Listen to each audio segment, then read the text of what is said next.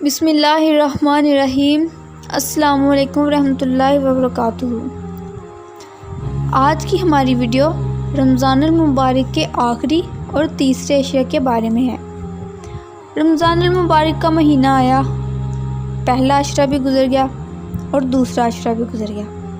ہم رمضان المبارک کے آخری اور تیسرے عشرے میں داخل ہو چکے ہیں۔ آخری عشرے کی عبادت بہت ہی بلند مرتبے والی ہے۔ احادیث کے مطابق رمضان المبارک کے 3 عشرے 3 مختلف خصوصیات رکھتے ہیں۔ حضرت سلیمان فارسی رضی اللہ تعالیٰ عنہ سے روایت ہے کہ رسول اکرم صلی اللہ علیہ وسلم نے فرمایا، پہلا عشرہ رحمت لے کے آتا ہے، دوسرا عشرہ مغفرت کا ہوتا ہے اور تیسرا اور آخری عشرہ جہنم سے آزادی کا ہے۔ تو بہنوں اور بھائیوں، اپنا یہ قیمتی وقت ضائع نہ کرو۔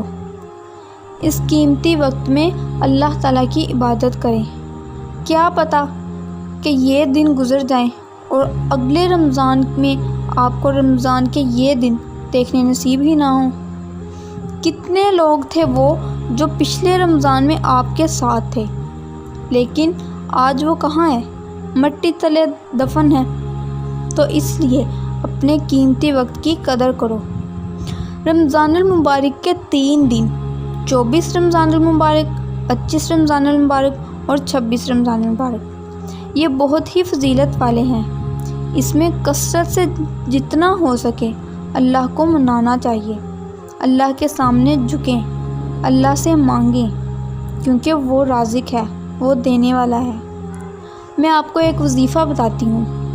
24، 25 اور 26 ان 3 دنوں میں آپ نے دن کے وقت نماز ظہر سے لے کر عصر تک، یعنی نماز ظہر کی نماز کے بعد اور عصر کی نماز سے پہلے ایاک نعبد و ایاک نستعین سورۃ فاتحہ کی آیت نمبر 5 کی یہ آیات، اس کی تسبیح کرنی ہے اور اس کا ترجمہ ہے، اے اللہ ہم تیری ہی عبادت کرتے ہیں اور تجھی سے مدد مانگتے ہیں۔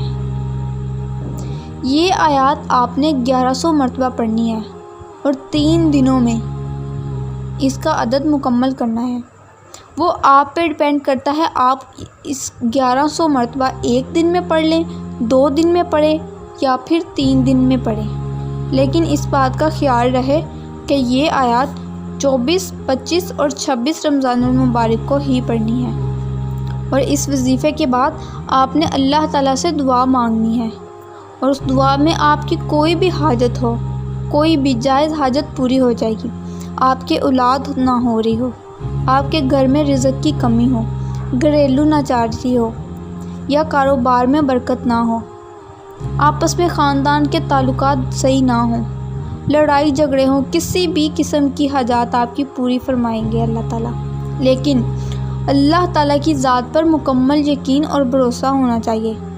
اس کی ذات پر مکمل یقین اور بھروسے کے ساتھ اگر آپ لوگ یہ وظیفہ کریں گے تو ہی اس کا عمل ہوگا، تو ہی یہ کام کا ہوگا۔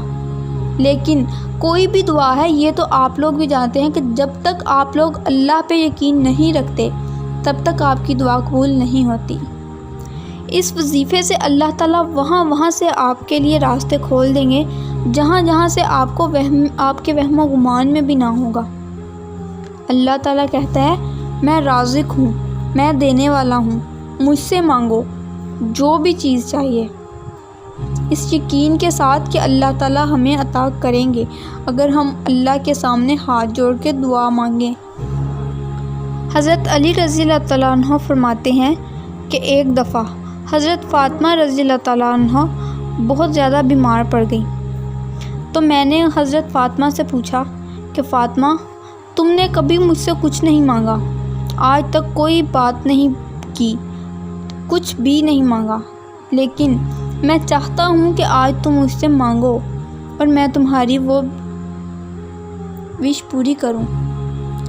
تو حضرت فاطمہ رضی اللہ تعالیٰ عنہ فرماتی ہیں کہ آج میرا انار کھانے کا بہت دل کر رہا ہے، میں چاہتی ہوں کہ میں ایک انار کھاؤں۔ تو حضرت علی رضی اللہ تعالیٰ عنہ بازار گئے اور 1 دینار سے ایک انار خریدا۔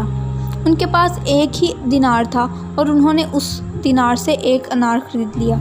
جب واپس گھر آنے لگے تو پیچھے دیکھا ایک فقیر بلا رہا ہے اور کہتا ہے کہ اے بندے، میں بھوکا ہوں، مجھے کھانے کے لیے کچھ دے دو۔ حضرت علی کے پاس صرف ایک دینار تھا، انہوں نے اس ایک دینار سے وہ انار خرید لیا۔ پھر وہ سوچنے لگے کہ میں اس کو کیا دوں، اور پھر انہوں نے وہ انار ہی ان کو دے دیا، اس فقیر کو، اور گھر آئے تو سہمے سہمے قدموں سے اندر آئے اور دیکھا حضرت فاطمہ رضی اللہ تعالیٰ عنہ دیکھ رہی ہیں اور کہتی ہیں کہ آپ نے وہ انار اس فقیر کو دے دیا، اللہ کی راہ میں دے دیا۔ میں اگر کھاتی تو مجھے اتنی تسکین نہ ہوتی کہ جتنی مجھے اب ہے کہ آپ نے وہ انار کسی غریب کو اللہ کے لیے دے دیا، کسی کی بھوک ختم کی۔ تو اسی ٹائم دروازے پر دستک ہوئی اور ایک آدمی کھڑا تھا، اس کے ہاتھ میں انار تھے، 9 انار، اور وہ آدمی سلیمان فارسی تھے۔ انہوں نے کہا کہ اے علی، یہ حضور اکرم صلی اللہ علیہ وسلم نے آپ کے لیے بھیجے ہیں۔ تو حضرت علی فرماتے ہیں کہ نہیں، یہ میرے لیے نہیں ہو سکتے، یہ کسی اور کے لیے ہوں گے، آپ غلط گھر میں آ گئے ہیں۔ انہوں نے پھر کہا کہ نہیں، یہ آپ کے لیے ہی ہیں۔ حضرت علی فرماتے ہیں کہ نہیں، میرے لیے ہوتے تو یہ 10 انار ہوتے، 9 نہیں۔ ان کو اس بات پر بلیو تھا کہ کہتے ہیں کہ اللہ کی راہ میں اگر آپ ایک بھی خرچ کرتے ہو، 1 روپے، اللہ اس کا 10 گنا دیتا ہے۔ تو حضرت سلیمان فارسی مسکرائے اور اپنی جیب سے ایک انار نکال کر رکھ دیا اور کہا کہ میں تمہارا امتحان لے رہا تھا کہ تمہیں اللہ پہ کتنا یقین ہے، تمہارے لیے 10 کے 10 انار ہی آئے ہیں۔ تو پیاری بہنوں اور بھائیوں، اللہ سے مانگو۔ اللہ تعالیٰ کہتا ہے کہ مجھ سے مانگو، میں دینے والا ہوں، نہ کہ مزاروں پر جاؤ اور منتیں مانگو۔ اگر تم اللہ کی راہ میں 1 روپے بھی خرچ کرتے ہو تو اللہ اس کا 10 گنا دے گا۔ تو کیوں اللہ کی راہ میں خرچ نہیں کرتے؟ کیوں اللہ سے نہیں مانگتے؟ لوگ پیروں فقیروں کو مانتے ہیں، پیروں فقیروں کے پیچھے بھاگتے ہیں، کیوں؟ اس کی کیا وجہ ہے؟ پتہ نہیں۔ لیکن اللہ تعالیٰ کہتے ہیں کہ ہاں، پیروں کو مانو لیکن مانگو صرف مجھ سے، میں دینے والا ہوں، میں نے رزق دینا ہے، میں رازق ہوں۔ تو کیوں تم ان کے پیچھے بھاگتے ہو اور مجھ سے نہیں مانگتے؟ پیاری بہنوں اور بھائیوں، میری آپ سب سے یہی گزارش ہے کہ آپ لوگ یہ وظیفہ لازمی کریں۔ دعاؤں میں یاد رکھیے گا، اپنا خیال رکھیے گا۔ خدا حافظ۔